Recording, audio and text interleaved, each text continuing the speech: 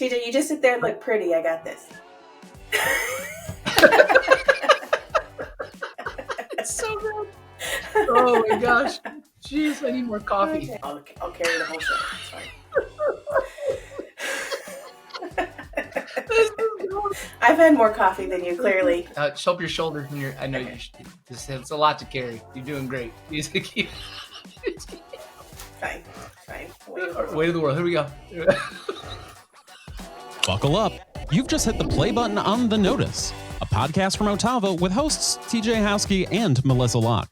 Expect to laugh, nod vigorously, and maybe even fist pump as we dive deep into the tech that powers your business, leadership that uplifts, and how culture can make your company the kind of place where everyone wants to clock in.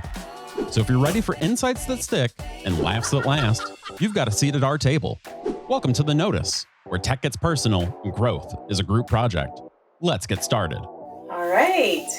Ready for another episode here. Today, we are going to talk about empowering employees, what that means, what that looks like, why it's important.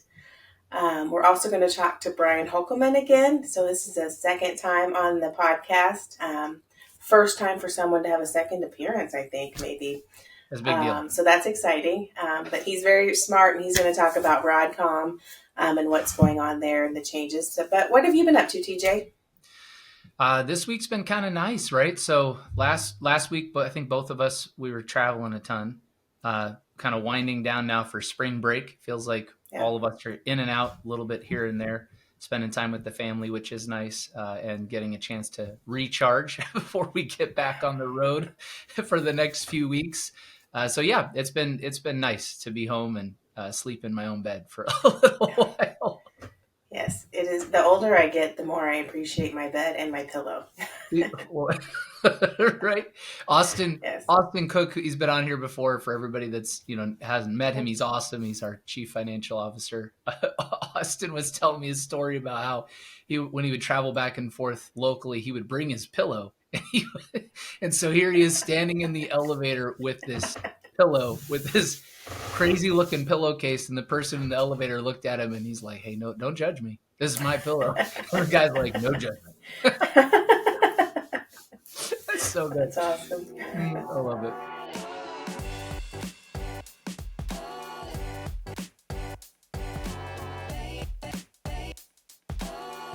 So we have shout outs to do also. Do you want to have a shout out for this week? Yeah, I think this shout out for me, it's going to go to our senior product specialist, Chaz Motter. We have been putting out a tremendous amount of content around the secure framework. We just hosted that on the podcast. Chaz participated in that just recently, which was really cool with Irma. But I think I know Chaz never intended what he created as a framework for how to manage a product to become such a big I think it's a milestone for OTAVA as it relates to our product, our training and education, how we organize. So I just want to give him a shout out. It's really cool that he was able to come up with something like this, but it's even more fun just to watch his face as we talk about it more and more. And he's like, "Oh my God, this is getting bigger and bigger and bigger." So huge shout out to Chaz. He's awesome. It's been fun watching him grow through the years. It's just been pretty phenomenal, really. For sure. It's awesome. All right. How about you, Mo? Who do you got? Well, I know I always try to do an individual, but I do have a group, and because there's several responsible for this function, but it's our internal IT folks. They have, they handle our onboarding and offboarding, plus any, troubleshooting along the way, but they're always so helpful.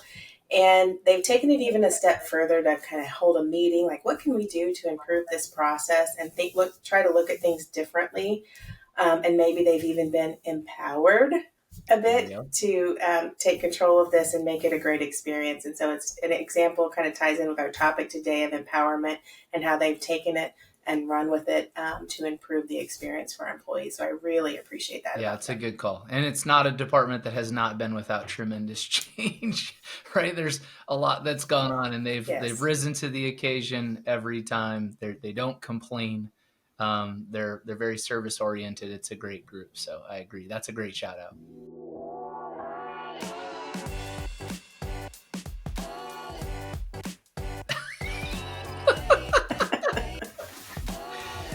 I can open it. They're like, why are these two laughing all the time? Because if they only knew the behind the scenes, right? Oh, I, laughing's what it's about. Laughing's my favorite. Hey, If you can't laugh, I don't want to go. that's it. Well, that was part of the deal, right? I said, Right. hey, Mo, want to do a podcast with me? You're like, let me think about it. I'm like, cool. I'm going to announce it to the company in 3 minutes. I promise it'll be a lot of laughs. I wasn't laughing. No, you were not laughing on that day. But it's been a lot of laughs and a lot of fun. So, Yeah. well, see, so today's leadership topic is empowering employees, and we're going to spend some time discussing that about, first off, like, what does that actually mean? And interestingly enough, kind of tying that together with how we opened and talked about our my springing on you. Let's do a podcast. I remember saying when I transitioned into this new role that really the responsibility of a CEO was the 3 E's, right? To equip, and, empower, and then encourage. And a lot of times folks jump straight to the empower part and try to encourage you through it, but they never equipped the employee for success. And then there's this misalignment, and in essence, they're holding accountable somebody that they set up for failure, right? And so there's actually some things that you need to do for successful empowerment. It's not just hey, we let everybody do whatever they want and we empower you to be the best you, right? Like there has to be some structure. So we're going to talk about that, but why don't you open us up? Like why in your experience and, your passion for leadership and people, why is empowerment so critical to the success, long standing success of your culture? Well, I think empowerment really is a level of accountability that you allow the individual to take in their work, which gives them a sense of purpose and accomplishment. So we've hammered this, I think, at OTAVA quite a bit about setting clear expectations up front with folks, because that makes accountability and empowerment much easier, because you do have to set some guide rails along the way, but then setting the guide rails, setting the expectations, so you're paving the highway and saying, now go. So how you get down the highway is up to you, but here's where we're going. Here's the intended path. And now go make it great. Go be great. Go do the things. And that is a level of accomplishment that an employee can feel, and satisfaction. And that's what we want folks to do. We want them to feel like they're doing meaningful work and making a difference. I think everyone wants that. Yeah, for sure. Yeah. Is it fair to say that, maybe the opposite of empowerment is micromanagement? Yes. Right? Is that, yeah. So equally, right, by choosing not to empower, you tend to lean more into the micromanagement side. And certainly in the, you started at Schurz when you were 5 years old, but in the 25 years, that you've been here, where the consequence of struggling to embrace empowerment, like how has micromanagement negatively affected cultures? Yeah, well, I think it slows the organization down, because you have employees who think they need to get permission to do every task along the way, or do a task and then have someone look over it and check it and make sure it's right. And that it also stifles growth. Sure. You have to have a little bit of freedom to grow. And if you're micromanaging let me finish that thought. If you're micromanaging every step of the way, then you're not growing. You're relying on someone else to give you the answers to tell you if it's right or wrong. And you're not thinking for yourself. And it's also discouraging. Right. I don't know if you've ever been micromanaged, but it feels like your manager doesn't trust you to do a good job. Now, sticking up for a leader that does like more information along the way, that can be confused with micromanagement. So again, in setting expectations, if you're a leader that needs more information, you need to set that expectation. Like, I like to know this, these things along the way. I'm not micromanaging you, but that's how I process. I'm a more information gathering type of a person. So that too goes within empowering, setting expectations, even for the communication piece of it. So it doesn't feel like micromanaging. Yeah, that's good stuff, Mo. I know we've talked about that, right? Like there's a process to get to the place of empowerment, right? So first you kind of look back at the episodes, we've been planting seeds along the way. But I know you and I spend a tremendous amount of time revisiting this and thinking, how can we do this better? How can we help other people understand this? We have our Amplify series for managers where we're developing leaders in that program. And that's at all tiers, from executive down to team lead level. So it's through 4 or 5 levels of leadership in our organization. And one of the things that we try to reinforce regularly is to get to a successful state of empowerment. You first have to start with, like, who are you working with? And that's where you have, Gary Chapman writes an incredible book on the 5 love languages. I know people get a little weirded out when you're like, you use the word love in corporate culture. Well, still a human, and all humans desire love, right? So having the understanding of what a love language is, and then looking at Gallups and looking at strength finders to understand leadership strengths versus opportunities, marrying those two together and create for you a really great step 1, which is I sat down with Mo sat down with TJ. I understand how Mo likes to receive communication, how she feels loved and valued. She understands how TJ feels and what he wants. And that opens up the door to more effective communication. So that's step 1, right? It's just getting to know the person that you're working with and letting them know you as a leader, which that's tough. There's some vulnerability there. There's some trust. There's some precursors to success, right? That's right. And I don't know if I would feel empowered to do my work or to take risks or to even potentially fail if I didn't have that trust with my leader. So I think we've said this probably in about every episode, that trust is the foundation of leadership. Trust is the foundation of being able to fail. Trust is the foundation of empowerment. Yep. And isn't it interesting, right? Like that I think a lot of times people try to disassociate. We just naturally do this, that, well, at work I do this, at home I do that. And the truth is, whether you try to or not, you bring yourself to work. So eventually, through stress, pressure, whatever it might be, the real you will come out. And so it's incredibly important to get comfortable with who you really are, help others to get comfortable with who you really are, get to know who they really are, so that you can accept each other in that, and then identify the growth paths for both of you. Because I have a growth journey, you have a growth journey, so do the people you work with. But I think those are those steps that lead into successful empowerment. So you get to know the person, then you move into clarity. Like, what do you want to achieve? So whether that's around goals for the year, whether that's specific projects, just day-to-day people management, how you manage people, how you hope that your leaders will equally follow suit. Those are the things that you owe next after getting to know the person. Is we're talking about what is that thing we're trying to accomplish together, and give clarity and context around that, so that then I can empower you to go do that. And then if I've done the second part and the first part well, I've created the right success structure for you that you understand, kind of like bumper guards and bumper bowling, like joking this morning with you about taking my kids, right? I kind of look at that as my job is to keep you out of the gutter, right? You're going to rail against it from time to time, but as a good leader, my job is to make sure your ball doesn't get stuck in the gutter and you can't come back out, right? So get you back on track, right? So that's how I see it. How do you feel about that? Yeah, I think, that's right. And sometimes we have to guide employees to allow themselves to even be empowered, right? There's oftentimes, and I would say early or in my leadership tenure, maybe when I was 8, someone would bring me a problem and I would just be like, yes, here's what we do. I'll fix that. And that's not allowing anyone to even navigate the empowerment, right? So you have to put it back on them. And so I have learned along the way to try to ask questions that provoke thoughts of how might I get from here to where I need to go. Have you considered X, Y, and Z? And you always joke that I always turn my head when I ask these questions, and I just did it, and I saw myself on the screen. I can't help it. Or, would it be valuable if you, did X, Y, or Z? Or what are you really trying to accomplish here? What is the end result? And so then we can talk about how, you can get there.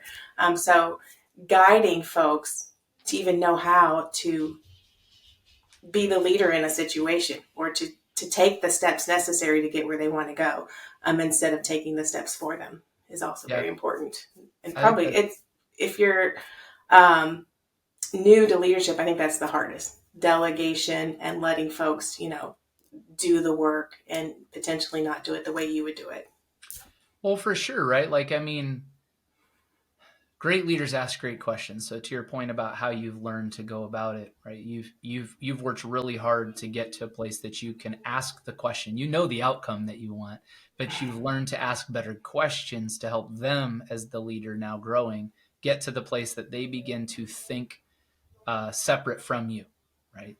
And that's hard. That takes time to get really good at asking great questions and setting somebody up for success. Sometimes people ask questions to trip people up. And that's usually a person that struggles with insecurity. That's somebody that's got an ego. Instead of understanding, your job, your number one job, if you choose, it's like Mission Impossible. If you choose to accept this mission in managing others, what you're saying is you're willing to be accountable for that person, not for their success or their failure, for the person themselves and everything that comes as a consequence through them.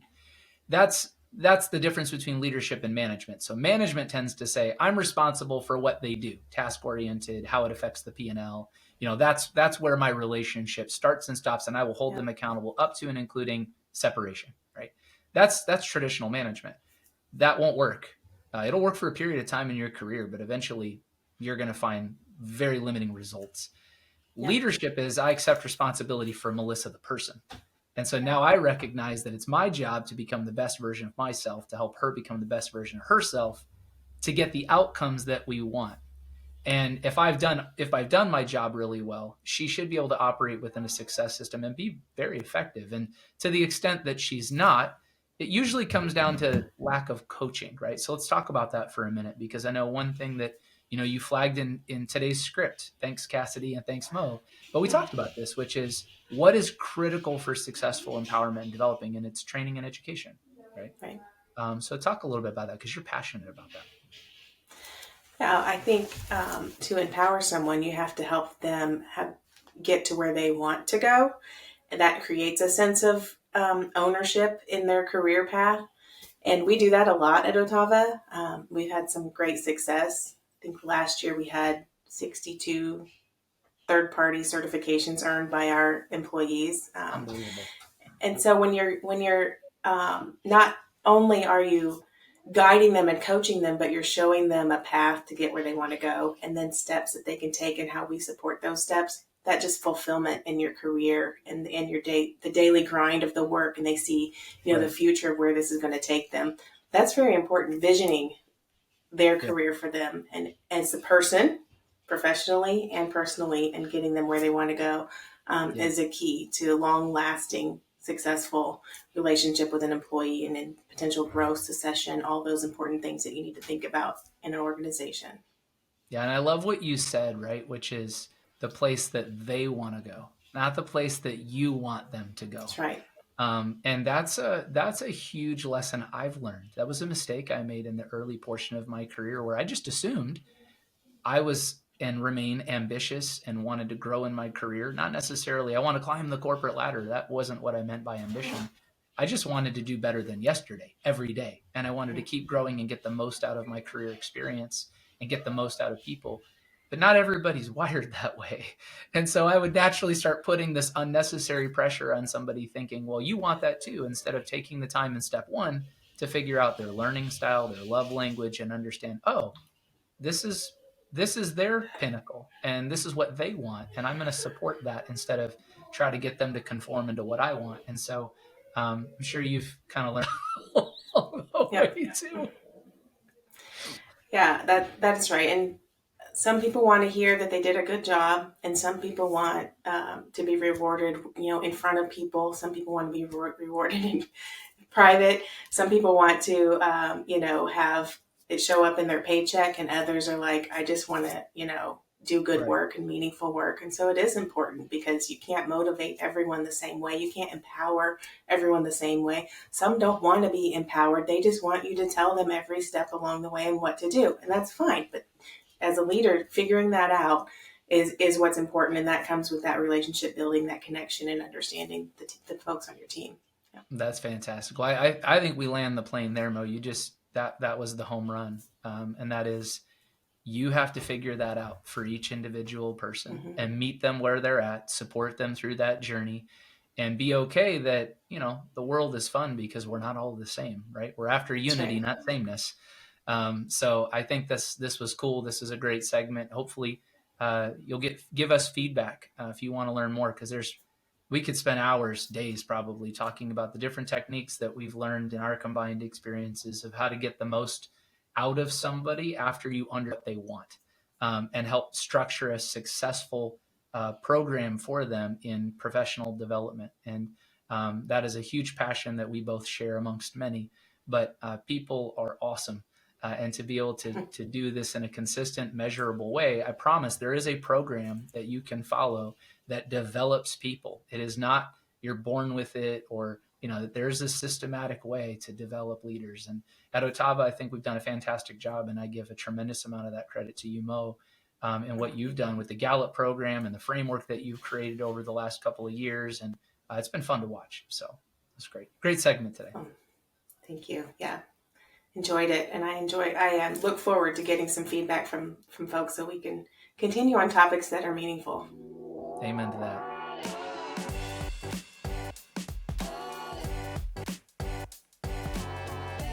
All right, welcome back, Brian. Part 2 of 2. So I'm on the notice. I'm on the notice. We're glad to have you back. Mo and I shared with the world on the last episode that you had broken the barrier. You were in the top 50,000 in terms of ranked tennis players in the world. And so we did start the discussion that way. I was just curious, plus or minus a couple of, folks, are you still in the top 50,000? I think I've slipped below the top 50,000, so I'm clawing my way back, tournament by tournament. No, it's a tough road to hoe, but I just aspire to, be in the top 100,000 at this stage. I love, but speaking about tennis, because I know it's a real passion for you and you love it. Tell everybody real quick what you just got to do. You just got back from vacation not too long ago, and you got a really cool special trip. So I'd love to hear about that. Yeah, so was out at Palm Springs at Indian Wells. Carlos Alcaraz took the title, and it was super cool just because we're in. We saw this with the Williams sisters, 20 years ago. They just brought a whole new crop of players in. African Americans were just, you're seeing it now. They're coming up through the ranks, and it's this whole new crop of players. The same thing is happening with Carlitos Alcaraz. I'd say a quarter of the stadium was Spanish speaking, because we're really close to Mexico. So they were coming up, watching this kid play. Awesome. Just the enthusiasm was huge. And my partner in life, she's Latina as well. And I told her, I was like, give it 10 years, because all these people are going to go back to Mexico and they're going to put their kids in tennis programs. And in 10 years, you're going to see all these, Hispanic kids coming up. So it's super cool. And that guy, one, amazing tennis player, an amazing personality. He's electric, and everyone's just so excited. So it's awesome. been great. That's cool. I love hearing the stories about it. I know you're passionate about it. So it's always fun to talk to somebody that's passionate about an extracurricular activity and something that you're committed to playing all the time. So it's really, really cool. Yep. But I'm top 100,000, but I still can buy tickets to the stadium. So that's cool. Keep the dream alive, buddy. You're doing great. So we're together again today. Talk a little bit more about the Mr. Toad's Wild Ride, as I call it, that is Broadcom. And certainly between the two of us, we've had plenty of conversations with different partners and enterprise customers alike about the impacts as it relates to them for the changes in this program and what the next chapter means. And I know that you and I share that same enthusiasm of, while we've certainly never seen a company this size handle this kind of a transition this way, we're still optimistic on the other side of what the change means past chaos, right? Like the new licensing structure, the opportunities for people, the ability to align with the right strategic partners and take advantage of things like the white label program. And so let's spend a few minutes together today and talk about that and help provide for those folks that are still out there gathering education as it relates to their now new program, what this looks like. Real quick, just current updates, and you've spent a lot of time. Why don't you just give the broad strokes of, hey, here's what we know now relative to where we were even a couple of weeks ago. Certainly, they've narrowed this down into 4 tiers. We know what those tiers look like. We kind of know how. We know now officially how the pricing structure is going to look, the decisions customers need to make, both in optimizing their environment to prepare for it, equally finding partners to participate with, going forward. So I'm going to hand it over to you a little bit and just give you an opportunity to do what you do well, and that's educate people on products and technology.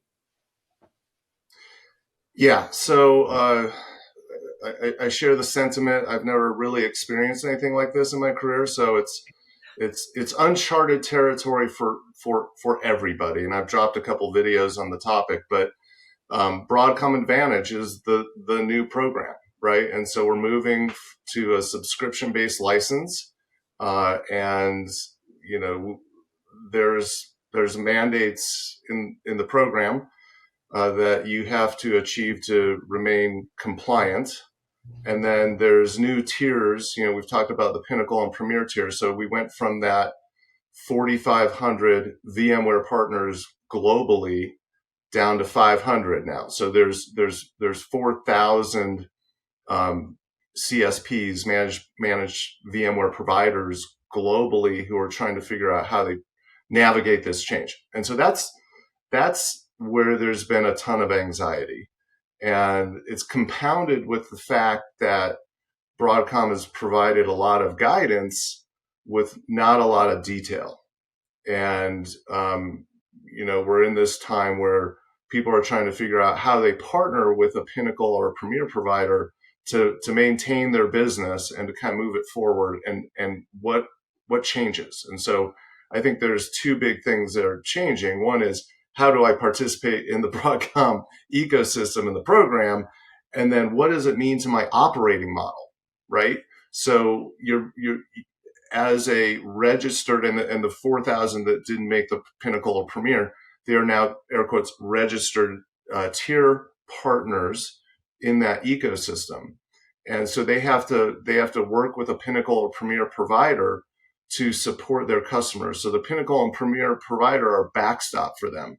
So they are providing managed services to their end user customers, but then they have to engage with one of those Advantage partners to do any type of trouble isolation, trouble resolution, logs, all the components that were traditionally provided by VMware. So that's a big change from an operating model perspective.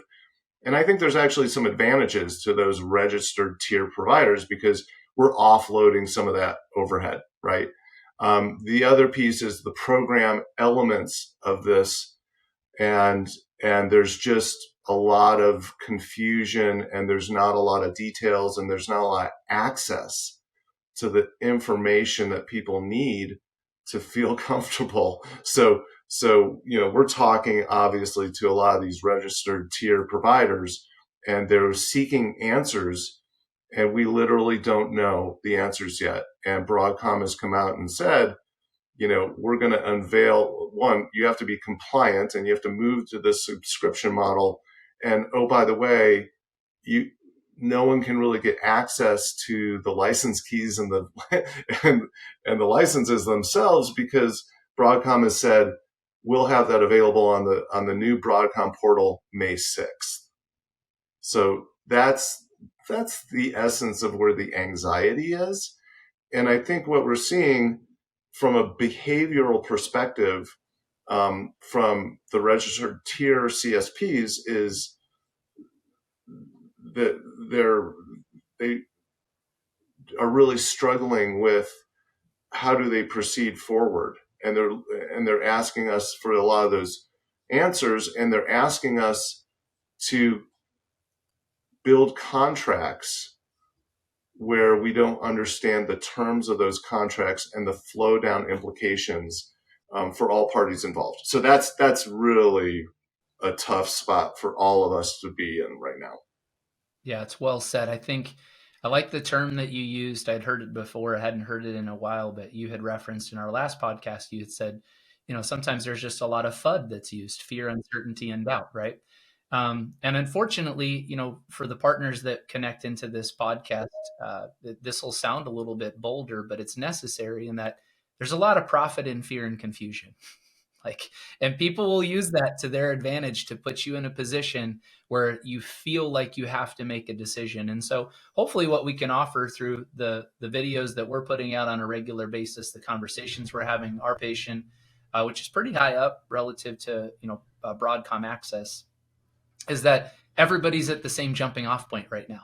So if somebody's telling you that they have some information that others don't, it's actually quite inaccurate. Everybody has the same information. Some of us that have been in this a little bit longer and in smaller communities, whether it's technical advisory boards or access and other ways, just preceding the change to this program, have some additional information that has helped add clarity. But as it relates to anything that would be contractually obligated, pricing, portal access, registration, we're all at baseline.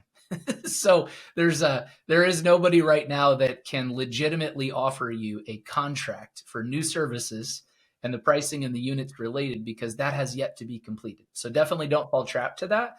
But you can get engaged. And I think, Brian, that's another thing I'd love for you to share a little bit of insight into. But you had a great idea. And this idea came out almost 5 weeks ago, 6 weeks ago, when you said, I'd love to be able to conceptually offer a letter of intent, an LOI to a customer to help them feel comfortable that I have a partner. I have somebody that I have a good understanding of their character, their strategy, and how they're going to work with me. And there's no contractual obligation there, but we understood, and you saw right away, hey, there's a lot of scared people out here as it relates to their business. So you want to talk a little bit about what we're doing today from an assurances perspective to help customers get closer to a new contract, and some of the fear that we've been able to eliminate for almost 24 different partners that you and I are already starting to work with.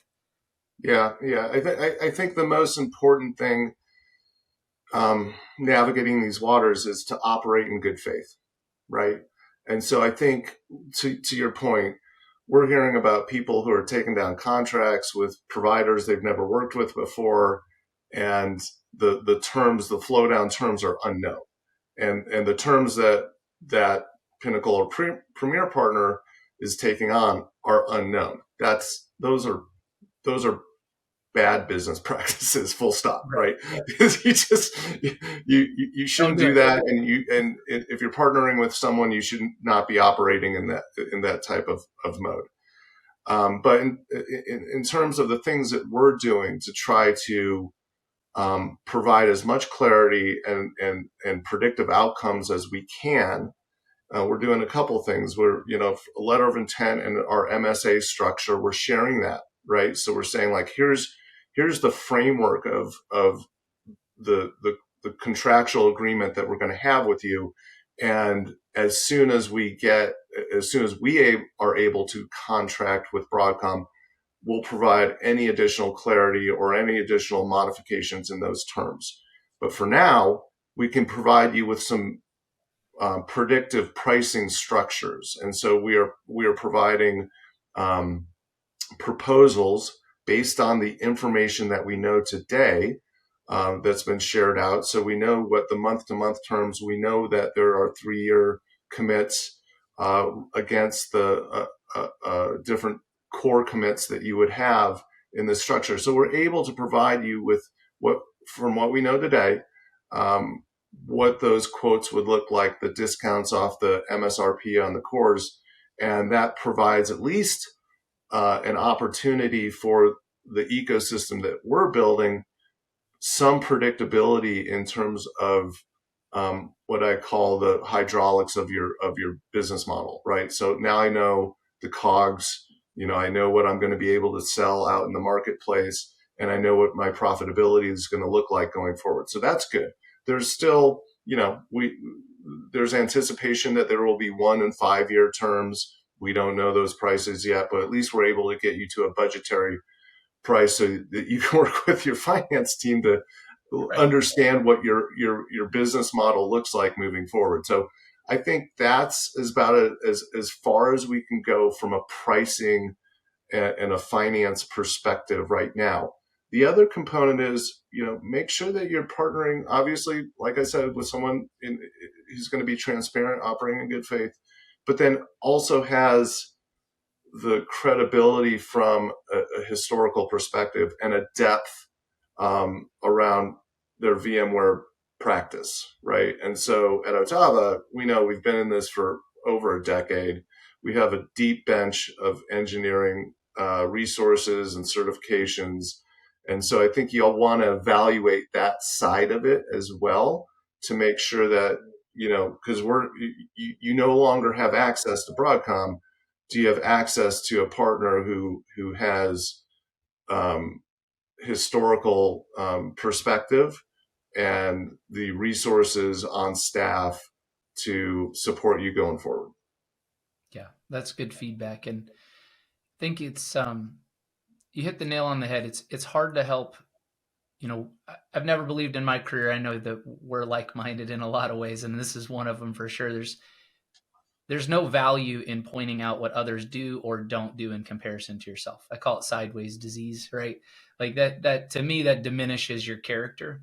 And so when we put out here to the world today that you should evaluate your partner, what I can tell you is what OTAVA is, right? It doesn't matter what are or are not.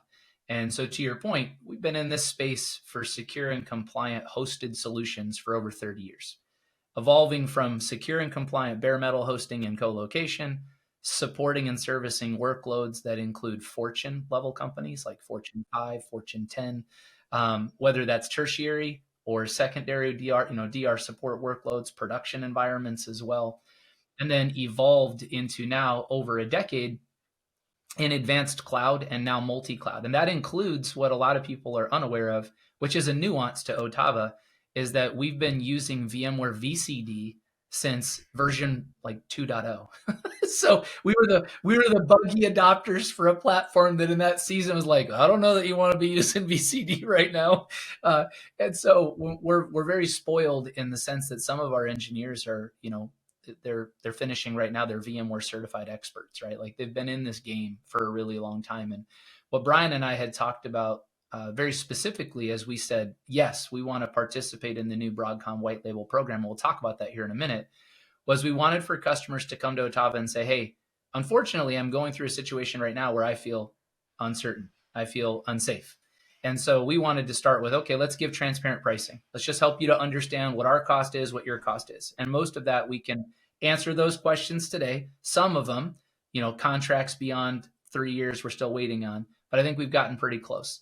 The second thing I think that was most important is we just wanted you to know that you had expertise. It was available to you immediately. It wasn't smoke and mirrors. We had it. And the third one was that we would just be transparent with you in terms of conversation. Like we're willing to have the business conversation, recognize the reality of the situation, which is you didn't plan for this change.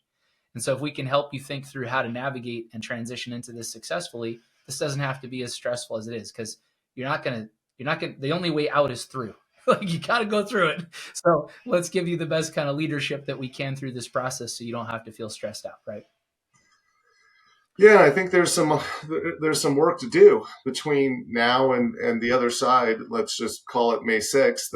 If Broadcom achieves that portal deployment, there's some work to do. And so we're talking a lot about the contracts and the pricing and, how do I communicate outwardly to my customers and new prospects, but there's also some refactoring to do, right? And so we are all required to be a VCF compliant architecture. And so OTAVA's done that. And so we've gone through, and TJ, you and I know, like the resources we put against this, the timelines we put against this, we were already moving in that direction, but we had to look at each one of our locations. We had to look at densities that we had on hosts. We had to move things around, and so I think OTAVA's in a really good position to help our registered tiered partners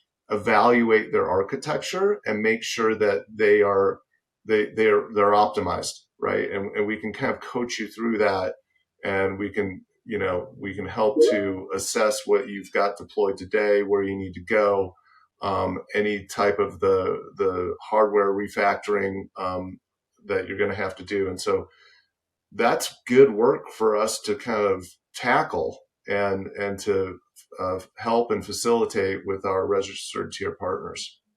Yeah, that's great. And I think the last piece that I would add to that is, we've been very fortunate, had, a lot of years of friendship and relationship with ComDivision. And for those that follow their content out there, they've been thought leaders contributing content, particularly since the fall, in this area. And Yves and Sasha are good friends. We actually have worked with ComDivision for years in our own cloud for our architecture support, training, and education. Integration on acquisitions that we've done. And I'm thankful to say that, they've become good friends of mine, now OTAVA's. And so we have access to provide those resources as an additional overlay with education, professional services, and those pieces. And certainly they too offer the white label opportunity. And so there's power in aligning with one another and, being able to help. But I know that they're servicing and supporting in the very similar markets that we are. But they do a ton of stuff internationally. And so if you're someone on here listening that needs international support, that's also a great resource. So I think it's important that, like-minded people attract. So if you can align yourself with really great partners, and I think that's what this is about for those that are going to be choosing, well, you can do well. So OTAVA is excited. We have, the number continues to grow on a daily basis of folks reaching out and looking to partner up and get white label support from us. And so Brian, real quick, will you take a couple minutes and just talk about within, I think we're calling it the OTAVA Alliance Program, right? And so within the white label opportunity, what ultimately can someone expect from OTAVA if they join and become a partner with us in that ecosystem? Yeah, well, I think it's helping to navigate this change that we're all going through. And so information access, we've set up a in the know portion of our website where you're going to see this notice episode. You'll find a number of other episodes, FAQs, and we're just going to continue to provide real-time information and access to data that people want to have and they want to know about. So that's our commitment in terms of thought leadership. As far as the Alliance program goes, it's us shepherding you through these uncharted waters that we're going through right now, and then helping you from not only a programmatic perspective, but as we were talking about from the architecture and engineering side, we've got professional services capabilities, and you can consume that expertise in a variety of ways, right? So if you need just on demand, I've got my own staff of certified VMware engineers. I can run my own environment. I really just need licenses. We can support that model. And if you're trying to level up and you need some help from an architecture and design perspective, we can provide you those professional services on a monthly basis.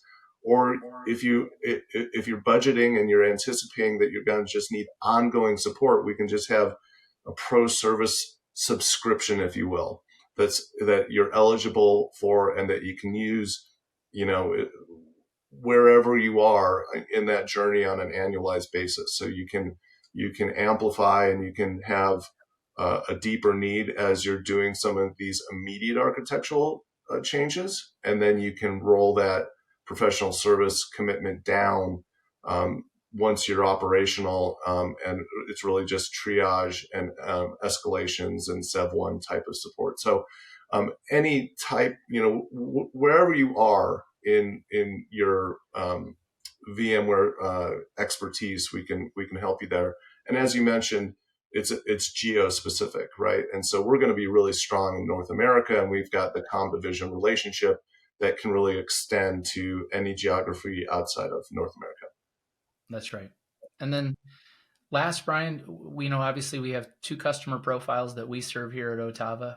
both equally well. And so we've talked a lot about the partner program because of just the impact that it has, for businesses as a whole versus a customer consuming just end licensing, right? But certainly we're going to provide white label services to enterprise customers that are switching off of what was formerly perpetual. So you want to talk about that for a quick minute?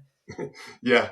And I describe this as those two cohorts, right? So the registered tier CSP community, that's 100-yard sprint. Like everyone, those partners are trying to make a deterministic decision here in a very short period of time, and we are, to your our discussion on LOEs and how do we give agreement frameworks that make sense and pricing and quoting that makes sense. We're right in the throes of that. The enterprise customer has perpetual license that may have a renewal window that could be, 3 months or 24 months away. So that to me is a half marathon, right? So we are building out our database of enterprise opportunities where we're engaging with them, and it's more of a long tail. We have more time. We can collaborate with those clients, but the big thing for them is they're probably going to be renewing on VVF. So their licensing structure will not be the VCF bundled all in one type of license structure. It'll be VVF, which is a more stripped down vSphere and more enterprise centric type of licensing structure. So those clients, we're able to engage with them. We're able to talk to them about where they're taking their business and how they want to support this infrastructure moving forward. And the great thing for them is they can release themselves or alleviate themselves from the operational overhead because we're going to offer that as a managed service. It can reside on their hardware. So it's non-disruptive. Right. So they're just applying new licensing to the hardware they have in place today. And then we can help from a patching and monitoring and alleviating some of the operational overhead that they have in the business today. So it's an opportunity for them to kind of flip the switch on how they're operating their environment and become more efficient and focus their energies on different parts of their IT infrastructure and their application domain. So I think it's really a great opportunity for them as well to adopt managed services in this category.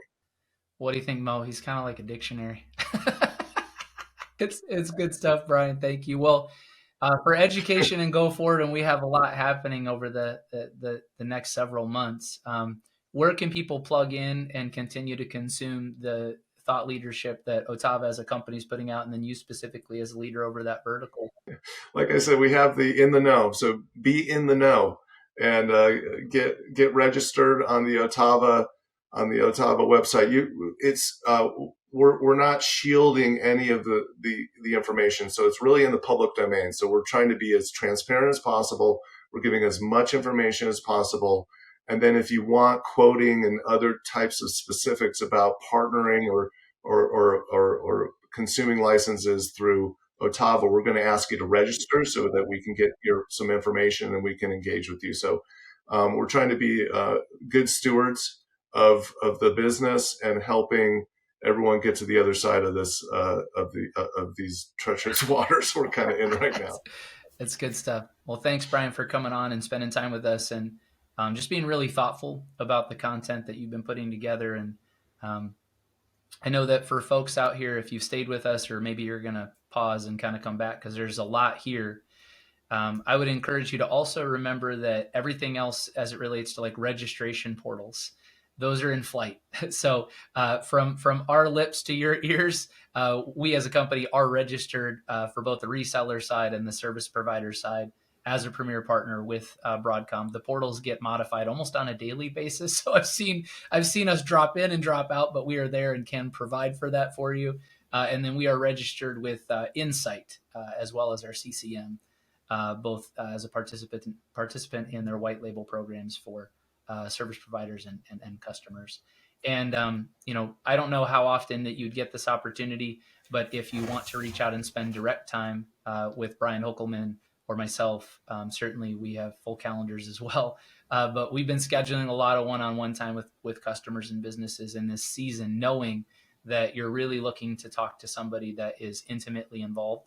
And I think between the two of us, there's 4 or 5 phone calls a day right now on Broadcom. And so please feel free to reach out and ask for some time, and we'll give it to you. We understand there's a lot of questions. So Brian, thanks for hanging out with us and giving us time. You're amazing. Super, super thankful to have you.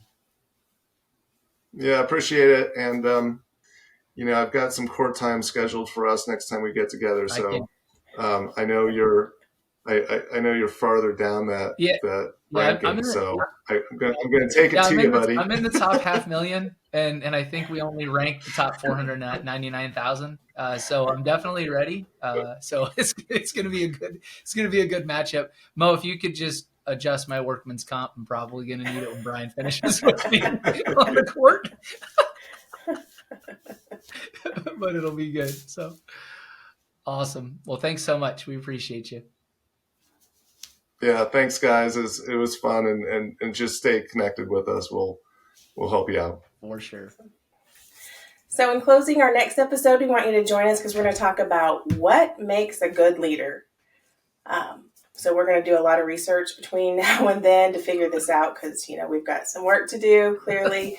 But in all seriousness, we do hope to bring some value to you on ideas for good leadership, improvement, growth. And I'm sure that will continue our topic of empowerment because that kind of goes hand in hand with leadership as well. But follow, share, give us feedback. But until next time, do a decision. We'll have to do some research. That was so good.